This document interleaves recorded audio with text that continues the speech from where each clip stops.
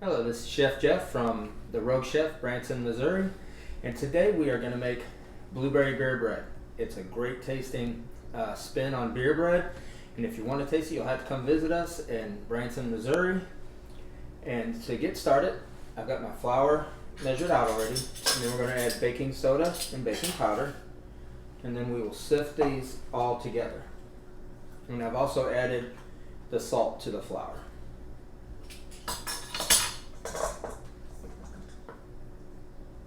And you just want to sift it to get lumps and to help combine the baking soda, baking powder in with the flour.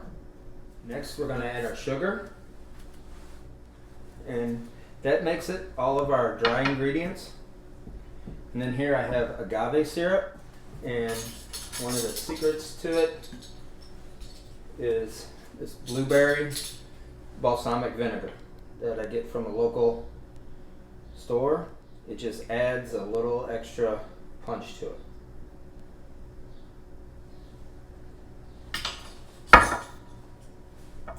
Then we've got butter and eggs that I've already melted. And I just like to mix the eggs with the butter. It just helps incorporate it a little bit better. And I've got our vanilla. And then the key ingredient, the beer. And I've got blueberry beer. Any brand will really do. Right now I've got the Red's Blueberry Ale. Sometimes it depends on season and your area, what brand they have. And reserve that because we'll make a glaze out of that later, and you can have some to drink.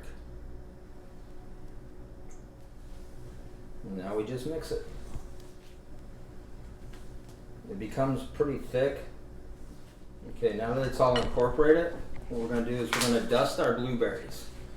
I've already rinsed these off. Sometimes even when you're rinsing them, you get a stem, just pick it out. And what I'm going to do is just take a little flour and dust the blueberries. And what this does, it just gets a little flour on the top of them, and it helps them to incorporate better so they don't just fall to the bottom. And gently fold into the batter.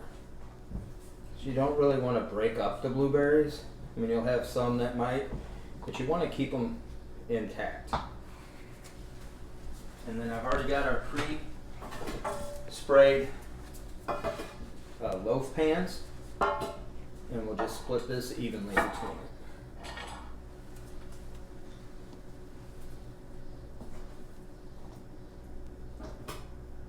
To a preheated 350-degree oven that I put a baking sheet on the bottom just in case it overflows. Sometimes if you get one a little too full, when it rises it'll overflow, and I just like to keep one underneath there.